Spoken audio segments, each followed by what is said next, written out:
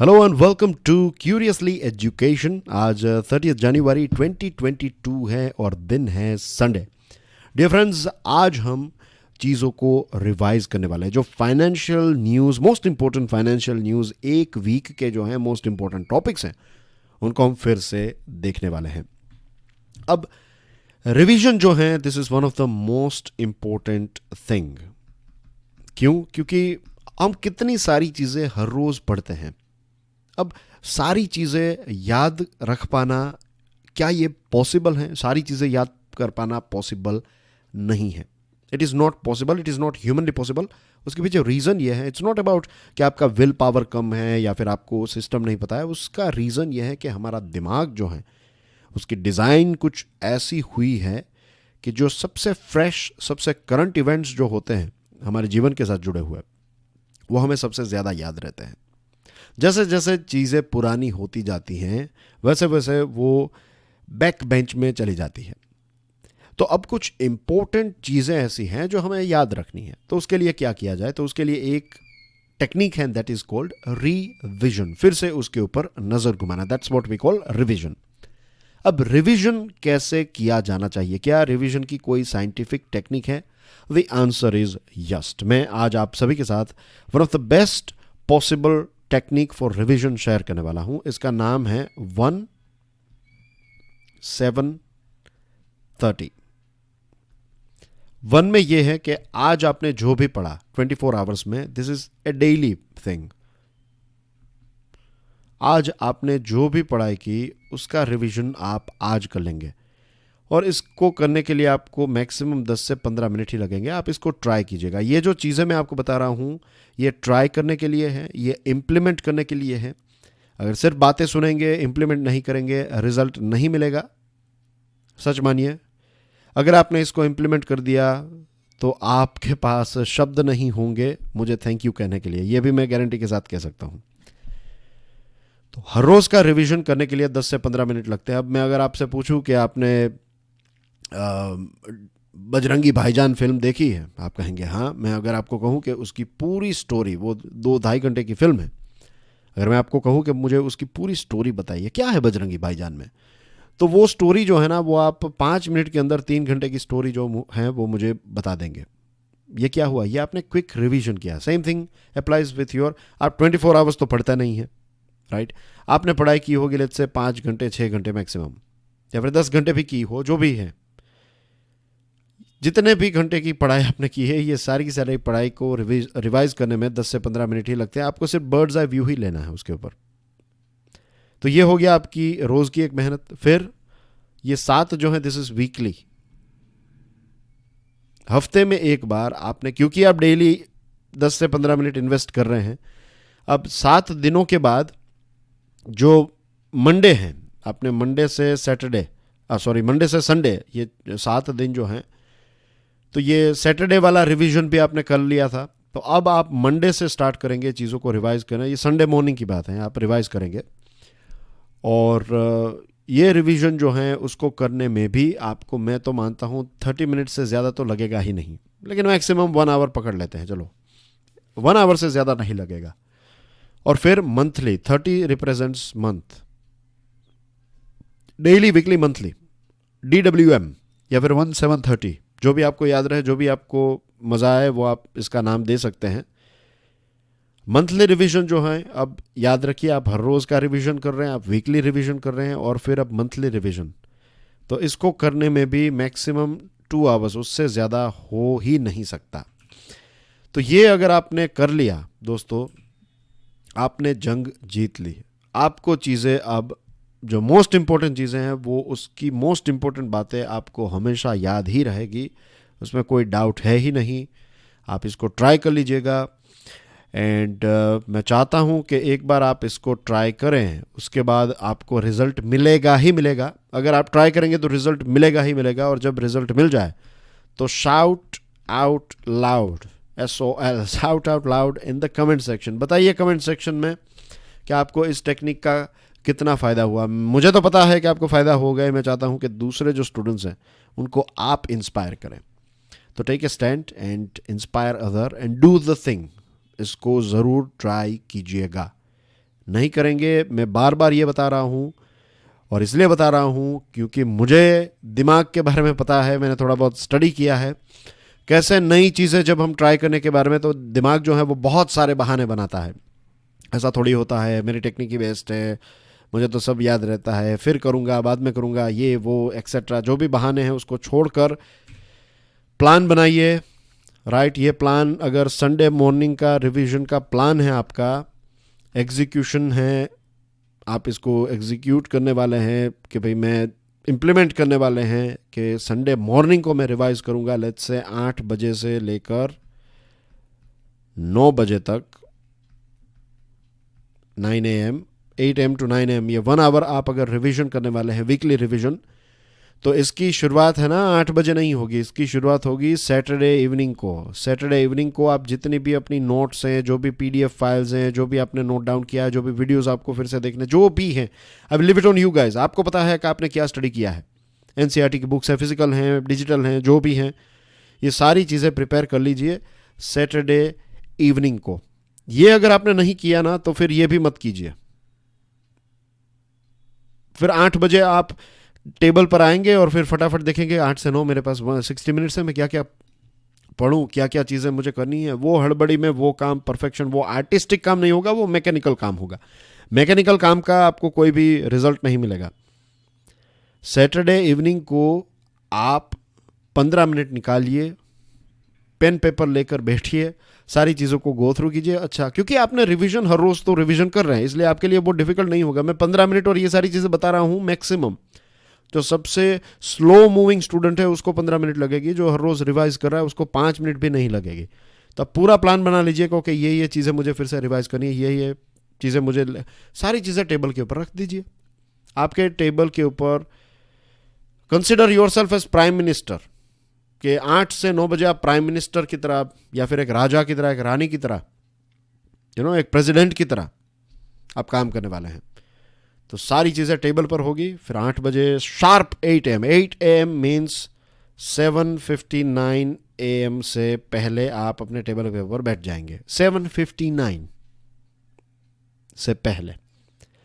तो right at sharp 8 AM you will start going through the things. आप enjoy कीजिए उसको, वो 1 आवर के लिए मोबाइल फोन नहीं, कुछ नहीं, राइट, सारी चीज़ें छोड़कर बस उसको एंजॉय कीजिए। And then you will see the result. कुछ हफ्तों के बाद आप देखिए आप कितने शार्प हो जाएंगे। तो dear friends, let's start our revision series. आज ये एक बहुत इंपॉर्टेंट टिप मुझे आपके साथ शेयर करनी थी, और ऐसी टिप्स जो हैं, साइंटिफिक टिप्स, वो मैं आपके साथ टाइम टू टाइम शेयर करता रहूँगा, ताकि आप एक प्रॉपर चैनलाइज्ड और फोकस्ड तरीके से तैयारी कर सकें। Start your day with A positive first step. अगर आप अपने दिन की पॉजिटिव शुरुआत करना चाहते हैं तो क्यूरियसली फॉरएवर के पॉडकास्ट अवेलेबल हैं। क्यूरियसली फॉरएवर सभी पॉडकास्ट प्लेटफॉर्म्स पर अवेलेबल है। वीडियो पसंद आए तो इसको दूसरे स्टूडेंट्स के साथ शेयर ज़रूर कीजिएगा। हमारे चैनल को सब्सक्राइब करना ना भूलें, and do share this lecture with other students as well. अब एक नई scheme, it's for textile, it might be called textile technology development scheme. अब इसका नाम ऑफिशियली अनाउंस नहीं किया है, लेकिन एक नई स्कीम जो टेक्सटाइल टेक्नोलॉजी के विकास के लिए है। तो आने वाले बजट में इसको शायद अनाउंस किया जा सकता है। और ये जो एक फ़िलहाल चल रही है amended technology upgradation fund scheme, ATUFS, जो 31 मार्च 2022 को ख़त्म हो जाएगी, तो इस स्कीम को अब रिप्लेस करेगी टेक्सटाइल टेक्नोलॉजी डेवलपमेंट स्कीम। इसके लिए कुछ 16,600 करोड़ रुपीस आने वाले 5 सालों के लिए रखे जाएंगे। और ये जो स्कीम है उसका मेन काम यही होगा कि टेक्सटाइल मशीनरी जो हैं इनको हमारे देश में हम मैन्युफैक्चर करें। जो MSMEs हैं तो उनमें टेक्नोलॉजिकल अपग्रेडेशन आए, वो जो मशीन्स यूज़ कर रहे हैं वो अपग्रेडेड मशीन्स को यूज़ करें, और जो मशीन्स यूज़ किए जा रहे हैं उनको हम हमारे देश में पैदा करें। और स्पिनिंग, वीविंग, नीटिंग के लिए जो मशीन्स का इस्तेमाल होता है उनका मैन्युफैक्चरिंग भारत में हो। तो ये लक्ष्य को ध्यान में रखते हुए इस स्कीम को डिज़ाइन किया जा रहा है, और इस स्कीम को होपफुली बजट में लॉन्च भी किया जाएगा। देखिए पिछले 5 सालों की बात करें तो बहुत सारे ऐसे स्पिंडल्स और नीडल्स और दूसरी जो एक्सेसरीज़ हैं, इसके अलावा स्यूइंग मशीन, नीटिंग मशीन्स हैं, इम्पोर्टेड सटल लेस लूम्स, ये सारी चीज़ें वर्थ 72,000 करोड़ रुपीस की आइटम्स जो हैं वो पिछले 5 सालों में भारत ने इम्पोर्ट ही की हैं, और ज़्यादातर इम्पोर्ट जो है वो हमने चाइना से किया है। तो अब भारत चाहता है और भारत सरकार चाहती है कि ये सारे मशीन्स जो हैं वो हम हमारे देश में ही पैदा करें। The Textile Ministry has proposed investment and value addition linked incentives under this schemes.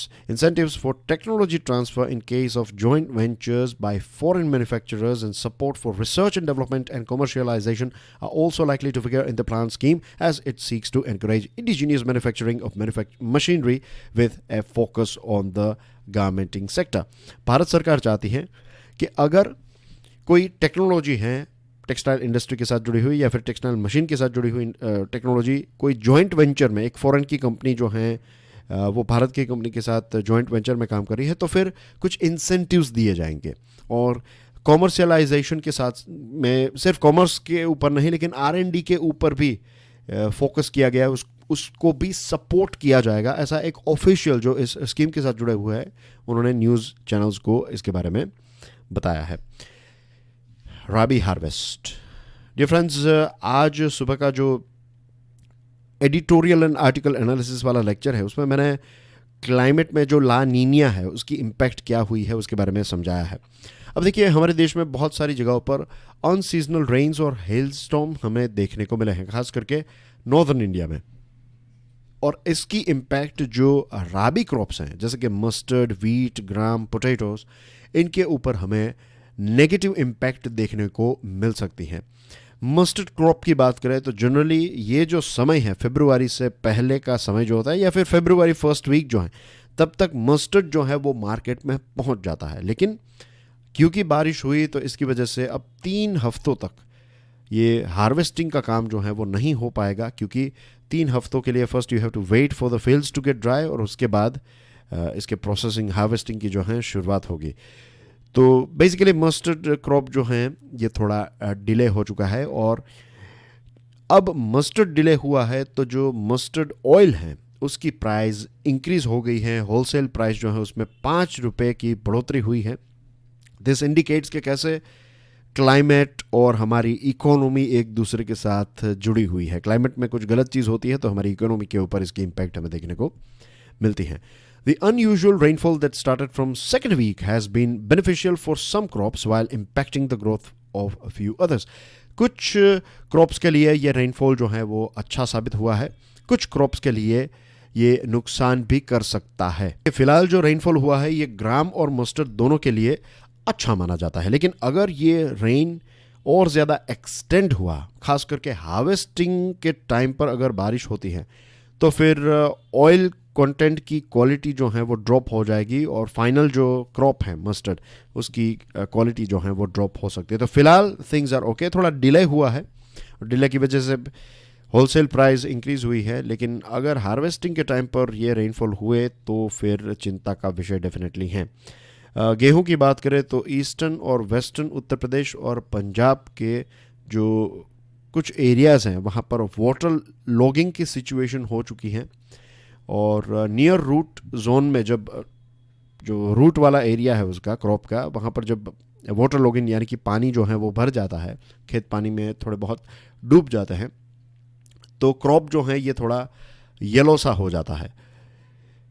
Cold conditions जो हो रही हैं, cold conditions are beneficial for the overall health of wheat और पोटैटोज़ की बात करें तो एक्सेसिव रेनफॉल की वजह से पोटैटोज़ जो हैं तो उनमें एक प्रकार का एक डिजीज़ जिसको कहते हैं लेट ब्लाइट ये भी हो सकता है, और राजस्थान और उत्तर प्रदेश में ये लेट ब्लाइट जो है ये ऑलरेडी रिपोर्ट किया गया है। अब दूसरे क्षेत्रों में भी ये ना हो, इसके लिए what we can say is we can just pray for it, के प्रार्थना कर सकते हैं कि दूसरे क्षेत्र जो हैं हमारे नॉर्दर्न इंडिया के वहाँ पर और ज़्यादा बारिश ना हो, वरना जो पोटैटो ग्रोइंग फार्मर्स है उनको बहुत बड़ा नुकसान हो जाएगा और इवेंचुअली इकोनॉमी को ही नुकसान होगा। इलेक्ट्रॉनिक्स सेक्टर के साथ जुड़ी हुई बात है and it's about rules and regulations, खास करके जो लेबर रेगुलेशन है, लेबर के साथ जुड़े हुए जो लॉज हैं उसमें सरकार बड़े अपग्रेड्स करना चाहती है। सरकार इसको और ज़्यादा मॉडर्न बनाना चाहती है और ज़्यादा ग्लोबल प्रैक्टिसेस के साथ मैचअप करने की कोशिश की जा रही है। और इसके पीछे मेन रीज़न ये है कि हम चाहते हैं कि हमारे देश में जो बड़ी बड़ी कंपनीज हैं जिनको हम कहते हैं बिग जायंट्स, ये हमारे देश में आए और अपना मैन्युफैक्चरिंग प्लांट, मैन्युफैक्चरिंग यूनिट यहाँ पर स्थापित करें ताकि इलेक्ट्रॉनिक आइटम के सेक्टर में या फिर ग्लोबल वैल्यू चेन जो है तो उसमें भारत एक बहुत ही इम्पोर्टेंट प्लेयर बन जाए। आपको पता होगा कि कुछ दिनों पहले मैंने एक टॉपिक आपके साथ डिस्कस किया था और हमने ये देखा था कि कैसे वियतनाम में और कैसे चाइना में जो बड़े बड़े प्लांट्स होते हैं, बड़े बड़े मैन्युफैक्चरिंग यूनिट्स हैं, तो वहाँ पर 20,000, 40,000, 50,000 लोग काम करते हैं। तो हम यही चाहते हैं कि हमारे देश में भी इतने बड़े यूनिट्स स्थापित किए जाए ये ग्लोबल कंपनीज़ के द्वारा कि एक यूनिट में 40,000 से लेकर 1,00,000 जितने लोग जो हैं वो एक ही फैक्ट्री में, एक ही यूनिट में काम कर पाए। तो इसके लिए हमें हमारे लेबर लॉज को अपग्रेड करना पड़ेगा, क्योंकि भारत के लेबर लॉज जो हैं उनको काफ़ी ड्रैकोनियन माना जाता है, यानी कि काफ़ी एक पुरानी विचारधारा वाले हैं। आज के ज़माने के साथ वो मैच नहीं कर पा रहे हैं या फिर अप टू डेट नहीं है। ये बात बहुत सारी जगहों पर बताई जा रही है और उसके कुछ एग्जांपल्स को भी हम देखेंगे। तो इलेक्ट्रॉनिक सेक्टर का एक ब्रांच अगर आप कहें, एक विंग कहें, तो it is this IT hardware as well, जो इंफॉर्मेशन टेक्नोलॉजी के लिए जो हार्डवेयर का इस्तेमाल होता है। तो इस हार्डवेयर सेक्टर के, आईटी हार्डवेयर सेक्टर के लिए भी एक प्रोडक्शन लिंक्ड इंसेंटिव स्कीम में कुछ बदलाव करने की बात भारत सरकार ने इंडिकेट की है। और इसमें हम बदलाव इसलिए करना चाहते हैं क्योंकि हम चाहते हैं कि आईटी हार्डवेयर सेक्टर में भी हम और ज़्यादा इन्वेस्टमेंट को अट्रैक्ट कर सकें और ज़्यादा मैन्युफैक्चरिंग प्लांट्स जो हैं वो यहाँ पर हमारे देश में सेटअप हों। To ramp up overall local electronics manufacturing by over 4 times to 300 billion by financial year 26, including 10-fold jump in exports.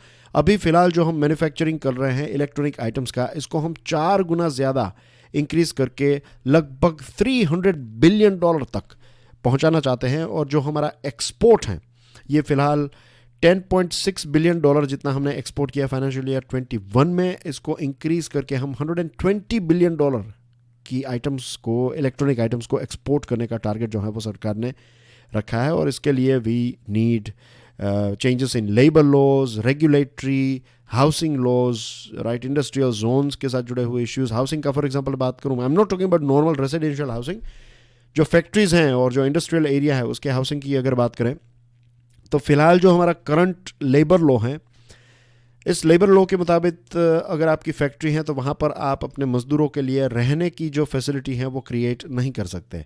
अब चाइना जो है उसमें ऐसा है कि चाइना में बड़ी बड़ी जो फैक्ट्रीज हैं तो उसमें 4 लाख लोग काम करते हैं और उनकी रहने की फैसिलिटी जो है वो उसी यूनिट में होती है कि ये रही आपकी फैक्ट्री और फिर उसी फैक्ट्री के प्रीमाइसेस में, ये टोटल प्रीमाइस है तो यहाँ पर ही आपके रेसिडेंशियल एरियाज़ होगा और यहाँ पर ही तो मज़दूरों को वैसे ट्रैवल करना नहीं पड़ेगा, यहाँ पर ही छोटा सा शॉपिंग मॉल होगा, यहाँ पर ही उनको सारी चीज़ें मिल जाएगी।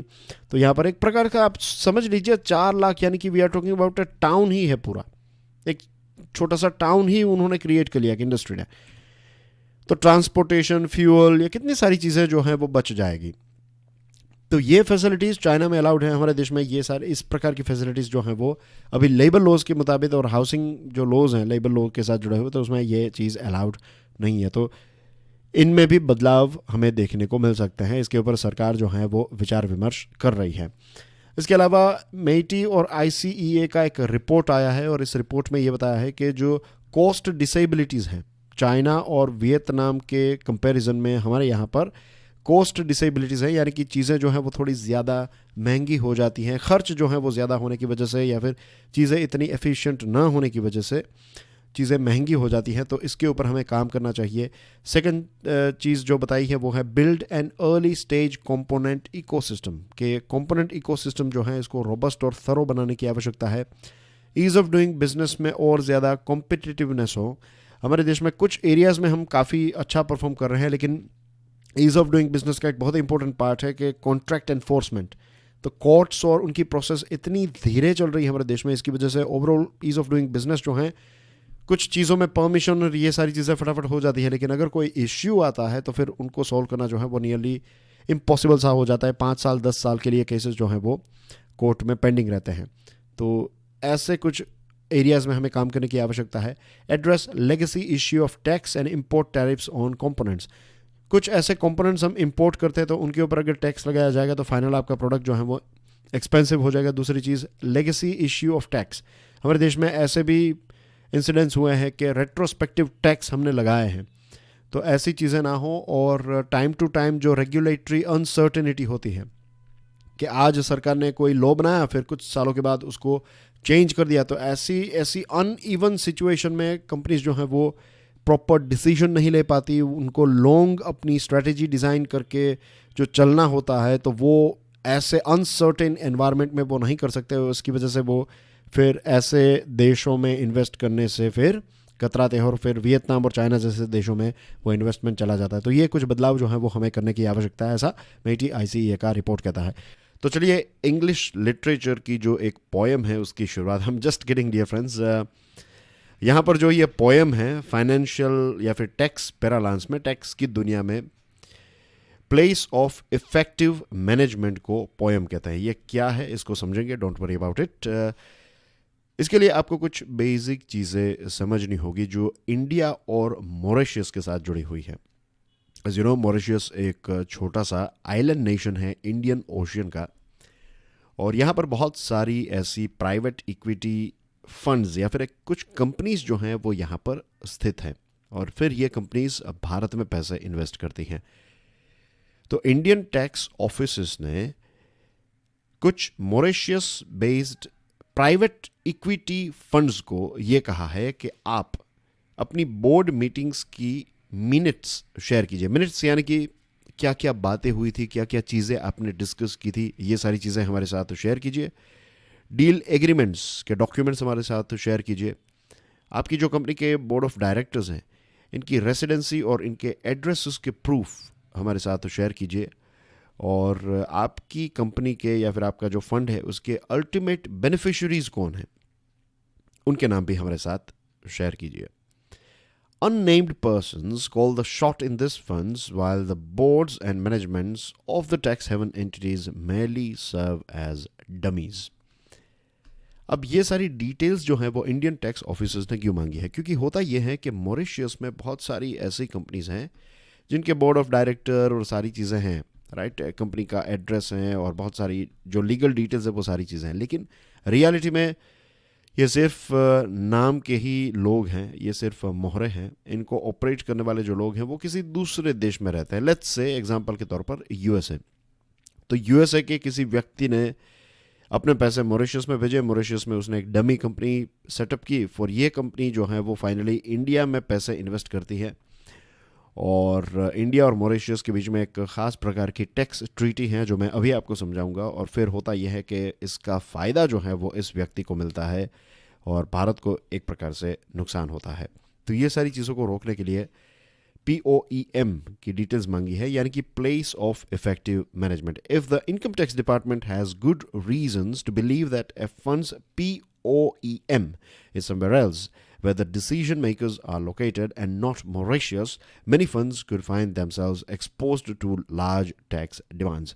अगर ये चीज़ जो मैंने अभी आपको एग्जांपल दिया USA, मॉरिशस और इंडिया वाला, अगर ऐसी चीज़ साबित हो जाती हैं तो बहुत सारी ऐसी कंपनीज हैं जिनको एक ह्यूज अमाउंट ऑफ टैक्स जो है वो पे करना पड़ेगा।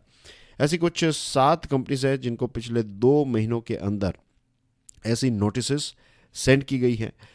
टैक्स डिपार्टमेंट जो है वो टैक्स रेसिडेंसीज और उसकी डिटेल्स, जो मैनेजर्स हैं, जो फंड इन्वेस्टर्स हैं, उनकी डिटेल्स जो हैं वो मंगवा रहा है। और लेट्स से कि अगर कोई ऐसी कंपनी है जिसके जो इन्वेस्टर्स हैं या फिर जो मेन हैंडलर्स हैं, जो उनके मैनेजर्स हैं, व्हेन आई से managers I am talking about board of directors, या फिर जो उनके अल्टीमेट बेनिफिशरीज हैं वो मॉरिशस में नहीं रहते हैं, वो किसी दूसरे देश में रहते हैं, तो फिर उनको इंडिया मॉरिशस के बीच में जो ट्रीटी है, जो टैक्स बेनिफिट मिलता है, ये टैक्स बेनिफिट नहीं मिल पाएगा और उनको टैक्स पे करना पड़ेगा। अब समझते हैं इंडिया और मॉरिशस के बीच में जो टैक्स ट्रीटी है उसको। 2017 तक ऐसा था कि अगर आप मॉरिशस से पैसे भारत में इन्वेस्ट करते हैं और लेट्स से आपने 100 रुपये इन्वेस्ट किए, चलिए एक एग्जांपल देख लेते हैं, आपने 100 रुपये भारत में इन्वेस्ट किए मॉरिशस से। अब इन 100 रुपये के ऊपर आपको 5 रुपये का प्रॉफिट हुआ, कैपिटल गेन हुआ, राइट। आपने 100 रुपये इन्वेस्ट किए थे, आज उसकी वैल्यू हो गई 105। तो अगर ये पैसे आप वापस ले जाना चाहते हैं या फिर आप बोरो करना चाहते हैं, borrow in the sense withdraw करना चाहते हैं, now you want to use this money let's say, तो ये जो 5 रुपये आपको कैपिटल गेन हुआ था, इस गेन के ऊपर आपको किसी प्रकार का टैक्स भारत में पे नहीं करना पड़ेगा। यह टैक्स जो है वो आप मॉरिशस में पे करेंगे। ऐसी एक ट्रीटी भारत और मॉरिशस के बीच में थी। अब मॉरिशस में किसी प्रकार का टैक्स बेस या फिर जो टैक्स स्ट्रक्चर है वो नहीं था, यानी कि भारत में तो आप टैक्स पे नहीं करेंगे, मॉरिशस में 0% टैक्स है, यानी कि किसी प्रकार का टैक्स आपको नहीं पे करना, तो डायरेक्टली 5 रुपए का प्रॉफिट जो है वो आपका हो गया। समझ रहे हैं आप? 100 रुपए की चीज़, अगर 100 रुपए का इन्वेस्टमेंट आप किसी इंडियन कंपनी में किया है और उसको 5 रुपए मिले हैं, तो उसको इसके ऊपर टैक्स पे करना पड़ेगा। किसी यूएसए के व्यक्ति ने पैसे इन्वेस्ट किए तो उसको भी ये 5 रुपए के ऊपर कैपिटल गेन जो है वो पे करना पड़ेगा, कैपिटल गेन टैक्स जो है वो पे करना पड़ेगा। लेकिन मॉरिशस से किसी व्यक्ति ने किया है तो फिर उसको नहीं करना पड़ेगा। तो ये फैसिलिटी होने की वजह से ऐसा हुआ कि यूएसए का जो व्यक्ति है वो क्या करेगा, वो वाया मॉरिशस पैसे भारत में इन्वेस्ट करेगा और फिर ये इंडिया के पैसे जो है कैपिटल गेन मीन्स मॉरिशस का दिखा देगा, यहाँ पर किसी प्रकार का टैक्स नहीं है, और फिर ये पैसे जो है वो यूएसए मंगवा लेगा। तो इसमें नुकसान किसको हुआ? भारत सरकार को, क्योंकि टैक्स जो है वो चला गया।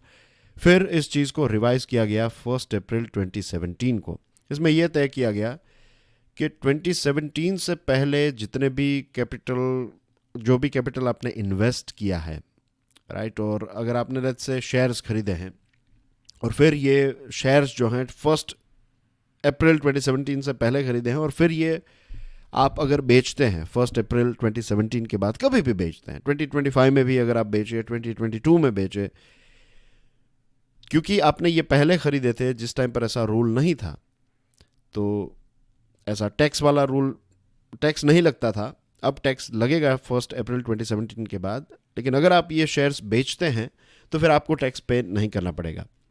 ऐसा तय किया गया था जब इस रूल में बदलाव किए तब। तो अब कुछ कंपनीज जो हैं वो ये चीज़ कर रही हैं कि शेयर्स जो हैं या फिर अपनी जो भी कैपिटल गेन उनको हुआ है तो वो मार्केट में से वापस ले रही है। तो फिर इनकम टैक्स अथॉरिटीज़ जो हैं वो ये जानना चाहती हैं कि क्या ये सारी चीज़ें लेजिट हैं, क्या ये मॉरिशस के ही व्यक्ति को फ़ायदा हो रहा है या फिर मॉरिशस का जो व्यक्ति है वो सिर्फ नाम का है, सिर्फ मोहरा है। अगर वो मोहरा है तो फिर टैक्स पे करना पड़ेगा। तो आई होप ये एक इम्पोर्टेंट कॉन्सेप्ट आपको समझ में आ गया होगा। फिर एक टॉपिक है इंडिया और ईरान के ट्रेड के साथ जुड़ा हुआ, और ईरान के जो फॉरेन मिनिस्टर हैं हुसैन अमीर अब्दुल्लाहियान, ये भारत की यात्रा पर नेक्स्ट वीक आने वाले हैं, और उनके और भारत के बीच में जो ये मीटिंग है, हमारे एस जयशंकर साहब के साथ उनकी मुलाकात होगी। तो इसका जो मेन एजेंडा है उसकी कुछ बातें करते हैं। सबसे पहले तो जो बड़ी बात है वो है यूएई हाउथी बैटल। जो भी कुछ दिनों पहले की बात है जब यूएई का जो कैपिटल है अबू धाबी, उसके एयरपोर्ट के नज़दीक एक ड्रोन के माध्यम से जो एक अटैक हुआ जिसमें 2 इंडियंस की मृत्यु हुई है। तो टेंशन्स जो हैं वो गल्फ़ रीजन में काफ़ी ज़्यादा नज़र आ रहे हैं और इसकी इम्पैक्ट फ्यूल प्राइस के ऊपर हो सकती है। और जब फ्यूल की प्राइस इंक्रीज़ होती है इंटरनेशनल लेवल पर, और हमारा एक देश ऐसा है भारत जो लगभग 85% जितना फ्यूल हम इंपोर्ट करते हैं, तो फ्यूल की प्राइस इंटरनेशनल मार्केट में जब इंक्रीज़ होती है तो हमारे ऊपर उसकी इम्पैक्ट होती है और हमारे यहाँ पर महंगाई बढ़ जाती है और फिर हमारी इकोनॉमी के ऊपर एक नेगेटिव इम्पैक्ट देखने को मिलती है।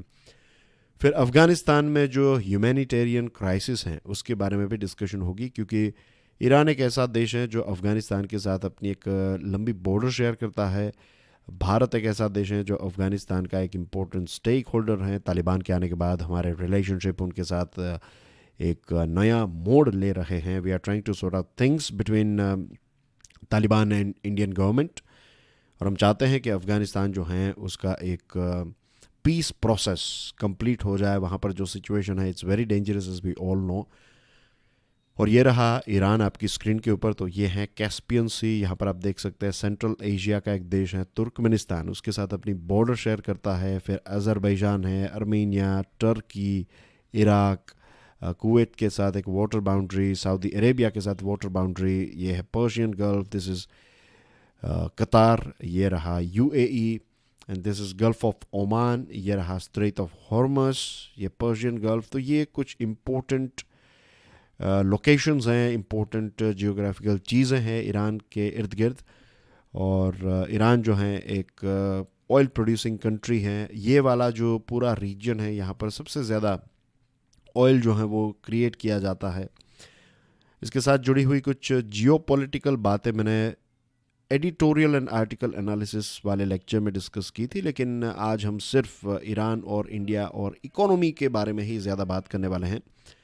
अब ईरान जो है वो भारत और सेंट्रल एशिया के जो देश हैं और अफ़गानिस्तान का जो अफ़गानिस्तान तक सामान पहुंचाने के लिए, अफ़गानिस्तान का सामान भारत तक पहुंचाने के लिए बीच में आता है पाकिस्तान। तो रोडवेज़ का इस्तेमाल नहीं किया जा सकता, रेलवेज़ का इस्तेमाल डायरेक्टली वाया पाकिस्तान नहीं किया जा सकता। एयरवेज़ जो है उसमें बहुत ही लिमिटेड सामान आप ले जा सकते हैं, ले आ सकते हैं। तो we have to use waterways. तो ये गल्फ़ ऑफ ओमान जो है ये this is basically Arabian sea. तो गुजरात और महाराष्ट्र और इन सारे रीजन से हम अरेबियन सी से होकर यहाँ पर चाबहार पोर्ट, और चाबहार पोर्ट जो है यहाँ से फिर हम अफ़गानिस्तान और फिर ये तुर्कमेनिस्तान और कैस्पियन सी से फिर नॉर्थ वाले रीजन में मॉस्को तक पहुँच सकते हैं। तो ईरान इस पॉइंट ऑफ व्यू से हमारे लिए बहुत इंपॉर्टेंट है। हम चाहते हैं कि चाबहार पोर्ट का हम मैक्सिमम इस्तेमाल करें। इंडिया, ईरान और उज़्बेकिस्तान ने एक ट्राइलेटरल ग्रुप भी इस पोर्ट को लेकर क्रिएट किया है, और यही आशा थी कि अफ़गानिस्तान भी इसको ज्वाइन कर लेगा। INSTC यानी कि international north south trade corridor. इसको और अच्छी तरीके से अगर आपको समझना है तो आज सुबह का यानी कि 26 जनवरी 2022 का जो एडिटोरियल एंड आर्टिकल एनालिसिस वाला वीडियो है उसको आप ज़रूर देखिएगा। इसमें मैंने ये कम्प्लीटली समझा दिया है, तो उसको रिपीट करने का कोई यहाँ पर मतलब नहीं है। और हम चाहते हैं कि ईरान के साथ हमारा एक प्रेफरेंशियल ट्रेड एग्रीमेंट हो। प्रेफरेंशियल ट्रेड एग्रीमेंट में क्या है कि कुछ ऐसी चीज़ें हैं जो हम लिस्ट तैयार करते हैं, कुछ ऐसी चीज़ें ईरान लिस्ट तैयार करेगा। तो ऐसी चीज़ें जो हम वहाँ पर बेचना चाहते हैं, कुछ ऐसी चीज़ें जो यहाँ पर बेचना चाहते हैं, तो ऐसी चीज़ें जो हैं वो हम कम से कम टैक्स में एक दूसरे के साथ शेयर करेंगे। फिर प्रेफरेंशियल के बाद धीरे धीरे आगे फ्री ट्रेड एग्रीमेंट की तरफ आगे बढ़ने की बात होती है, लेकिन पहले प्रेफरेंशियल ट्रेड एग्रीमेंट करना चाहते हैं। फ्यूचर में हम डेफिनेटली FTA के बारे में भी बात करेंगे। तो ये होगी एक बड़ी चीज़, एक बड़ी इवेंट जो ईरान के फॉरेन मिनिस्टर जब यहाँ पर आएंगे तब ये सारी चीज़ें हमें न्यूज़ में देखने को मिलेगी। नाउ डियर फ्रेंड्स, ये है हमारे देश की एक आम सड़क। ऐसा कोई भी शहर, ऐसा कोई भी गांव हमारे देश में शायद नहीं है जहां पर स्ट्रे कैटल यानी कि जो आवारा घूमते हुए डॉग्स हैं, गाय हैं, बेल हैं, तो ये इश्यूज़ हर शहर में हैं और इनकी वजह से गंदगी भी होती है, इनकी वजह से एक्सीडेंट्स भी होते हैं, बहुत सारे लोगों का मर्डर भी ये जो लड़ते झगड़ते बेल हैं वो भी कर देते हैं। हम कई बार ऐसे वीडियोस जो हैं वो इंस्टा और व्हाट्सएप पर देखते हैं, isn't it? And I am sure आपने कई बार इसके बारे में सोचा भी होगा कि इसका क्या कोई सॉल्यूशन है, अगर है तो क्या है? क्योंकि एक तरफ रिलीजन है तो आप इनको ऐसे ही मार नहीं सकते और वो करना भी इसका कोई राइट सॉल्यूशन नहीं है। अब इतने सारे जानवर हमारी सड़कों पर हैं तो कौन इनको सपोर्ट करेगा? क्या हम लोगों से पैसा इकट्ठा करके इनको कोई और जगह पर ट्रांसफ़र कर सकते हैं? क्या वो वायबल सॉल्यूशन है? क्या गवर्नमेंट या फिर आपकी जो लोकल बॉडी है वो कोई फंड इसके लिए अलग से रख दे और फिर इनको किसी और जगह पर ट्रांसपोर्ट कर दे, वहाँ पर ही इसको रखा जाए? क्या ऐसा पॉसिबल है? अगर ऐसा होगा तो फिर लोग जो हैं वो विरोध भी करेंगे कि लोगों के पास खाने पीने और रहने की जगह नहीं, और आप ये जो पालतू, ये जो नॉट पालतू बट जो सड़कों पर घूमने वाले जो आवारा जानवर हैं उसके लिए सारी फैसिलिटीज़ क्रिएट कर रहे हैं, एक प्रकार से गौशाला क्रिएट कर रहे हैं। तो ये भी विरोध हो सकता है। लेकिन क्या ऐसा पॉसिबल है कि ये जो एनिमल्स हैं ये अपने आप को, खुद को सपोर्ट करें, खुद इकोनॉमी का वो पार्ट बन जाए और उनका जो भी खर्च है वो खुद सपोर्ट करे? क्या ऐसा पॉसिबल है? आप सोच रहे होंगे कि आज हम पता नहीं किस विषय से आज के दिन की शुरुआत कर रहे हैं। ये फाइनेंशियल एनालिसिस है and we are talking about stray cattles. The thing is dear friends,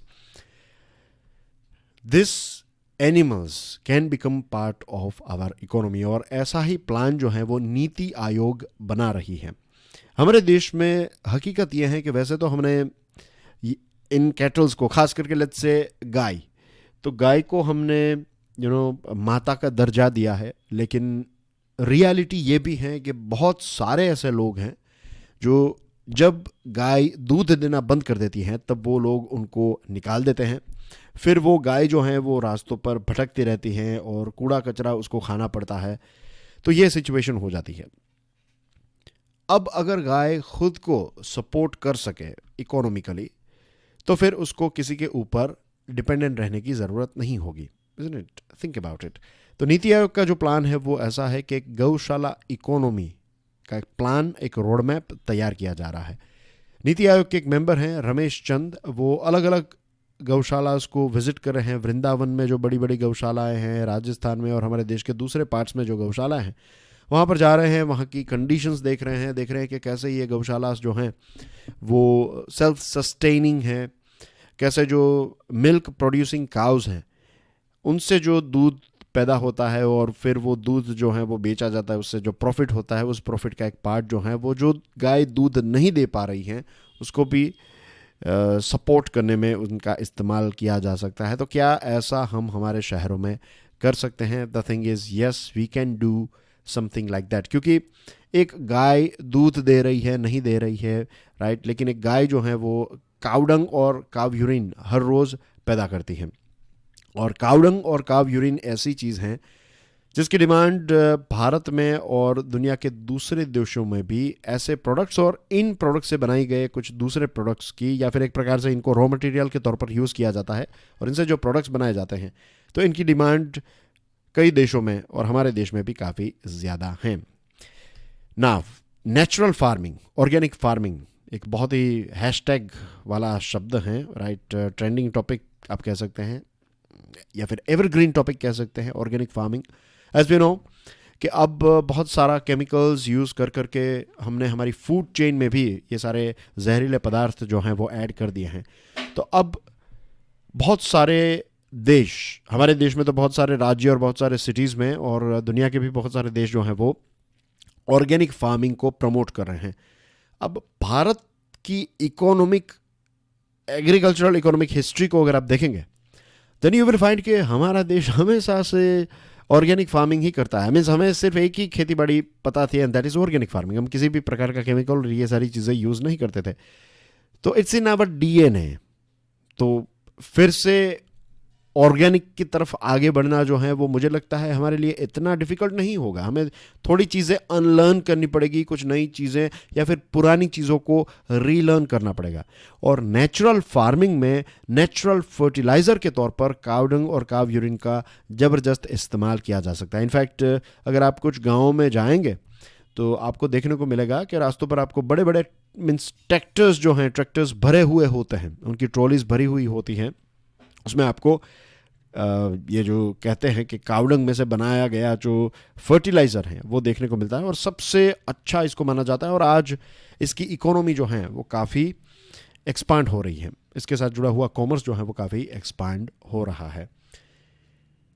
तो सिर्फ ऐसा नहीं है कि गाय दूध देने वाली गाय ही प्रोडक्टिव हैं। जो गाय यूरिन और डंग प्रोड्यूस करती हैं तो उन दोनों वेस्ट प्रोडक्ट में से भी हम कुछ ना कुछ क्रिएट कर सकते हैं। और ऐसी गौशालाएं अगर बनाई जाए, अगर ऐसे जो एनिमल्स हैं, स्ट्रे एनिमल्स, उनको कलेक्ट करके एक बड़े से एरिया में रखा जाए और वहाँ पर जो भी कावडंग और यूरिन पैदा होता है उसको प्रॉपर तरीके से यूटिलाइज़ किया जाए, तो इनसे पैसे कमाए जा सकते हैं और इन्हीं पैसों का इस्तेमाल जो है वो इनके खर्च और उस पर्टिकुलर एरिया को मेंटेन करने के लिए इस्तेमाल किया जा सकता है। हमारे देश में दुनिया के सबसे ज़्यादा कैटल्स हैं। As you can see, national dairy development board का आंकड़ा यह कहता है कि India had 192.5 million cattle in 2019, 109.9 million buffaloes, taking the total bovine population to 302.3 million. अब यह आंकड़ा इंक्रीज हुआ है। स्टेटिस्टा का कहना यह है कि हमारे देश में आज 305 मिलियन बोवाइन एनिमल्स हैं और ये दुनिया की हाईएस्ट पॉपुलेशन हमारे देश में है। ग्लोबल कैटल पॉपुलेशन जो है वो 996 मिलियन है और हमारे देश में ही सिर्फ 305 है। तो यू कैन इमेजिन कि कितने बड़े अमाउंट में we can produce organic fertiliser. इसी के साथ साथ जो कावडंग है उसमें से लॉग्स बनाए जाते हैं, राइट, एक प्रकार की ब्रिक्स बनाई जाती है और इनका इस्तेमाल जो है वो श्मशान घाटों में भी किया जा सकता है। इसके अलावा कोई रिलीजियस सेरेमनीज हैं, कहीं पर हवन हो रहा है तो वहाँ पर भी फ्यूल के तौर पर इनका इस्तेमाल जो है वो किया जा सकता है। तो ये रूरल इकोनॉमी के लिए भी बेनिफिशियल हैं। तो लेट्स होप कि ये जो गौशाला इकोनॉमी वाला प्लान है नीति आयोग का, उसका एक प्रॉपर रोड मैप जल्द से जल्द तैयार हो और इसका अच्छा अगर इम्प्लीमेंटेशन होगा तो हर एक के लिए ये फ़ायदेमंद साबित हो सकता है। और ख़ास करके स्ट्रे एनिमल्स जो हैं वो हमारे शहरों से हमेशा के लिए चले जा सकते हैं।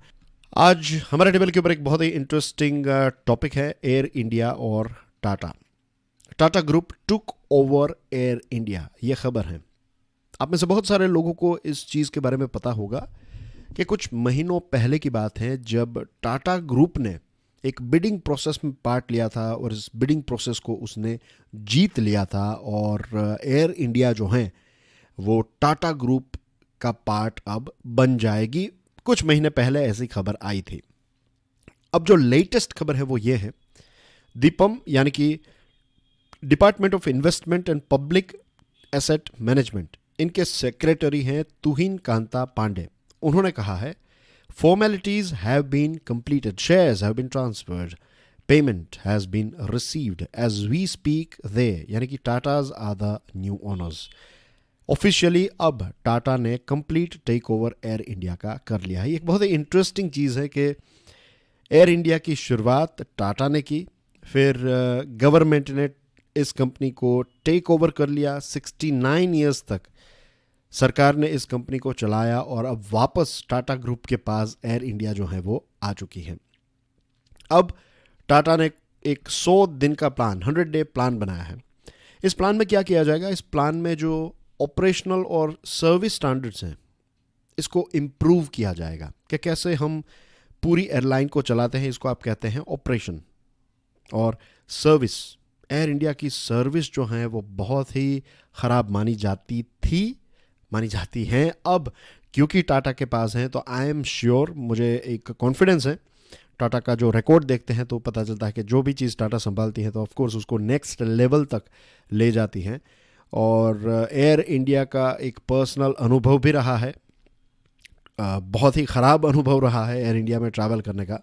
और बहुत सारे ऐसे लोगों से भी सुना है जो एयर इंडिया में ट्रैवल जिन्होंने किया है, तो बहुत सारे लोगों का ऐसा ख़राब एक्सपीरियंस रहा है। लेकिन अब टाटा संभालेगी तो आई एम श्योर एक बदलाव देखने को मिलेगा। और 100 डे प्लान जो है उसमें पैसेंजर कंप्लेंट्स और कॉल सेंटर्स, इसके साथ जुड़े हुए इश्यूज़, ये सारी चीज़ों को सॉर्ट आउट किया जाएगा। टाइम पर फ्लाइट्स उड़े, टाइम पर लैंड हो, ये सारी चीज़ें जो हैं, तो ओवरऑल ऑपरेशंस जो हैं उसमें एक बदलाव हमें देखने को मिलेगा। इसके बारे में हम विस्तार से चर्चा करेंगे। एक ब्रीफ हिस्ट्री देख लेते हैं एयर इंडिया की। 1953 में इस कंपनी को भारत सरकार ने एक्वायर किया, इसको ख़रीद लिया और इसको नेशनलाइज यानी कि इसको सरकारी कंपनी बना दिया। इसके फाउंडर JRD टाटा 1977 तक इसके चेयरमैन रहे और 1977 के बाद इस कंपनी को रीनेम किया गया एयर इंडिया इंटरनेशनल और फिर डोमेस्टिक सर्विसेज के लिए इंडियन एयरलाइंस। फिर कुछ समय के बाद 2007 में एयर इंडिया और इंडियन एयरलाइंस को मर्ज करके इसको एयर इंडिया बनाया गया। अब मेन चैलेंज जो है एयर इंडिया के सामने, जब जब टाटा ने इसको एक्वायर कर लिया है, तो main challenge is about culture. जैसे एक समाज का कल्चर होता है, परिवार का कल्चर होता है, सोसाइटी का कल्चर होता है, वैसे ही एक कंपनी का भी कल्चर होता है। और इसको बदलना, इसको चेंज करना one of the biggest challenge होगा। और अगर आपने इसको चेंज कर दिया तो दैट मीन्स आपने जंग जीत ली। अब ये चीज़ इंपॉर्टेंट क्यों है? जस्ट इमेजिन आपको मेंस एग्जामिनेशन में ऐसा प्रश्न पूछा जाए, या फिर आपको इंटरव्यू में ऐसा प्रश्न पूछा जाए कि गवर्नमेंट कंपनीज जो हैं वो इतनी सक्सेसफुल क्यों नहीं है, और प्राइवेट कंपनीज जो हैं वो इतनी सक्सेसफुल क्यों हैं, उसके पीछे क्या रीजंस हैं। उसमें सबसे बड़ा जो रीज़न है दैट इज़ कल्चर, कैसे एक कंपनी ऑपरेट करती है। एंड आई एम श्योर हम सबको पता है कि सरकारी जॉब्स जो हैं, सभी नहीं लेकिन ज़्यादातर, उसमें जॉब सिक्योरिटी है। BSNL का एग्जांपल अगर हम लें तो एक वक्त था कि BSNL का जो लैंडलाइन फ़ोन आता था वो अगर डेड हो जाता था तो हफ्तों तक ये स्टार्ट नहीं होता था। क्यों? क्योंकि आप स्टार्ट करें ना करें क्या फ़र्क पड़ता है, आपको तो आपकी सैलरी मिल जाएगी। सरकार जो है वो कितने एक्सपेंसिव केबल्स और इन सारी चीज़ों का खर्च करके टेलीकम्युनिकेशन को स्प्रेड करना चाहती थी और कर रही थी, लेकिन ऑर्गेनाइजेशन का कल्चर ऐसा था कि वहाँ पर काम करने वाले लोगों की जॉब सिक्योरिटी थी। वो परफॉर्मेंस दे ना दे कुछ फ़र्क नहीं पड़ता था। तो ये सारे इश्यूज़ की वजह से हुआ क्या, दूसरी कंपनीज जब आई, I am talking about mobile companies, तो लैंडलाइन की मार्केट धीरे धीरे करके ख़त्म हो गई। आज बहुत ही कम ऐसे घर हैं जहाँ पर लैंडलाइन है, दे आर गॉन। तो आप कहेंगे कि अब मोबाइल के ज़माने में लैंडलाइन कौन यूज़ करेगा, मोबाइल ही यूज़ करेंगे। तो मोबाइल में भी BSNL कहाँ पर रही? It's nearly wiped out. सरकार ने कितने सारे पैसे इसमें इंजेक्ट किए, लेकिन फिर भी it is a loss making company, क्योंकि इसका कल्चर ऐसा नहीं था। और दूसरी जो कंपनीज है जैसे कि वोडाफोन, फिर Idea, and then you have Jio की एंट्री हुई। उससे पहले जो वोडाफोन, आइडिया और एयरटेल, इन सारी कंपनीज का एक प्रकार से दबदबा था, या फिर ये सारी कंपनीज जो हैं वो काफ़ी कट थ्रोट कंपटीशन में काम कर रही थी, लेकिन बहुत सारी सर्विसेज जो हैं वो भारत के लोगों को मिलने लगी क्योंकि ये कंपटीशन थी। अगर BSNL प्रोफेशनली काम करती तो आई कैन टेल यू शायद आज जियो भी ना आया होता, या फिर आ गया होता तो उसका सबसे बड़ा कॉम्पिटिटर जो है वो BSNL होता। तो कल्चर जो है एक बहुत ही इंपॉर्टेंट रोल प्ले करता है। अब एक हमारे देश की सरकारी कंपनी है ISRO, इसरो। इसरो का परफॉर्मेंस देखिए, क्योंकि इसरो जो है वो डायरेक्टली प्राइम मिनिस्टर लेवल पर रिपोर्टिंग करती है, तो एक लंबी जो ब्यूरोक्रेसी की चेन है वो एक एक एक एंगल से देखें तो वो नहीं है। इसलिए इसरो का जो मैनेजमेंट है वो काफ़ी प्रोफेशनल है। ऑफ कोर्स इसरो जिस प्रकार से काम करती है तो वहाँ पर इतनी लथार्जी और ये सारी चीज़ें जो हैं वो एक्सेप्टेबल ही नहीं है। वो मीन्स इसरो ही नहीं होती अगर ये BSNL टाइप ऑफ एटीट्यूड या फिर दूसरी जो हमारी सरकारी कंपनीज हैं उस टाइप का एटीट्यूड अगर इसरो में होता तो। बट फॉर्चुनेटली ऐसा नहीं है। तो कुछ ऐसे एग्जेम्पशंस हैं, ISRO is an exemption. ISRO का कल्चर इतना अच्छा है, इसकी वजह से इसरो है कि नासा और एलोन मस्क और दूसरे जो बड़े बड़े प्लेयर्स हैं स्पेस में वो इसरो को काफ़ी रिस्पेक्ट की नज़र से देखते हैं। तो अब एयर इंडिया जो है इसको टाटा ने टेक ओवर किया है, और इसका कल्चर अगर चेंज हो जाएगा ना, आई एम श्योर होगा, तो एयर इंडिया भी ग्लोबल लेवल पर एक सॉलिड, एक बहुत ही कॉम्पिटिटिव, एक कटिंग एज टेक्नोलॉजी वाली एयरलाइन साबित होगी। और इससे कितना सारा बिजनेस जो है वो भारत को मिलेगा, और कितने सारे देशों में हम हमारे ऑपरेशंस कर पाएंगे, कितनी सारी जॉब्स जनरेट होगी। और हमारे एविएशन सेक्टर की अगर हम बात करें तो ये एक्सपांड ही होता जा रहा है। सरकार का जो एक विज़न है, उड़ान जो स्कीम है, तो उसमें यही है कि एक साधारण आदमी भी एयरलाइंस के माध्यम से एक जगह से दूसरी जगह पर जा पाए। तो एयर कनेक्टिविटी जितनी इम्प्रूव होगी उतना बिजनेस हमारे देश का और इकोनॉमी इम्प्रूव होगी। तो it will work as a big platform. तो इस एंगल से आपको इस आइटम को देखना है। Immediate focus will be on 2 की एरियाज, राइट। मील्स जो हैं, मील सर्विस, जो खाने पीने की चीज़ें मिलती हैं, तो इसको इम्प्रूव किया जाएगा। और जो क्रू और ग्राउंड स्टाफ है उनका जो एक इंटरेक्शन होता है, ये क्रू जो है वो एयर इंडिया के काफ़ी इनफेमस थे। रूडली आंसर दे देना, ये सारी चीज़ें, बहुत सारे लोगों का ऐसा अनुभव रहा है। तो अब ये सारी चीज़ें चेंज होगी। और यहाँ तक आप देखिए, टाटा ने तो ये भी कहा है कि जो कैबिन क्रू है उनका एक प्रकार का फिजिकल अपीयरेंस जो है वो भी अपीलिंग होना चाहिए। आपकी पर्सनालिटी, क्योंकि आप फ्रंट लाइन में हैं, आप पूरी एयर इंडिया को रिप्रेजेंट कर रहे हैं, तो you should be tip top. तो बॉडी मास इंडेक्स जो है उसको भी अब चेक किया जाएगा, उसको भी कंसीडर किया जाएगा। तो एक नए बदलाव की शुरुआत डेफिनेटली इसमें। एक नई स्कीम आने वाली, जो हमारी विदेशी व्यापार नीति है, फॉरेन ट्रेड पॉलिसी, तो उसमें एक नई स्कीम को ऐड किया जाएगा, districts as exports hub initiative. ये बजट में इसका अनाउंसमेंट किया जा सकता है। तो बजट में अगर ये स्कीम अनाउंस की जाए तो आपको ये पता चल जाएगा, क्योंकि ऑलरेडी एडवांस में हमने इस स्कीम को देख लिया है। वाणिज्य और उद्योग मंत्रालय 10,000 करोड़ रुपए की एक स्कीम डिजाइन कर रहा है, और ये सेंट्रल गवर्नमेंट ये 10,000 करोड़ निकालेगी। राज्य सरकारों का योगदान जो है वो 5,000 से 6,000 करोड़ का होगा। तो लगभग ये टोटल स्कीम जो है वो 15 से 16,000 करोड़ की स्कीम होगी। इसमें हमारे देश के लगभग 700 जितने जिले हैं, उनमें से ऐसी आइटम्स को आइडेंटिफाई किया जाएगा, ऐसी आइटम्स को सिलेक्ट किया जाएगा जिनका एक्सपोर्ट पोटेंशियल है, जिनको हम दूसरे देशों में निर्यात कर सकते हैं। Products and services with export potential have been identified in all districts of the country, including agriculture and toy cluster and products with geographical indication. जो GI टैग वाले हैं, फिर खेती बाड़ी के साथ जुड़े हुए प्रोडक्ट्स हैं, खिलौनों के साथ जुड़े हुए प्रोडक्ट्स हैं, इनको आइडेंटिफाई किया गया है। आने वाले 3 से 5 सालों के लिए जो सरकार का लक्ष्य है वो ये है कि हमारे जो 500 जितने हमारे ज़िले हैं, उनमें जो अभी उन ज़िलों में से जो चीज़ें हम एक्सपोर्ट कर रहे हैं, तो उनको डबल करने का, डबल डिजिट तक पहुंचाने का जो लक्ष्य है वो सरकार ने एक तय किया है।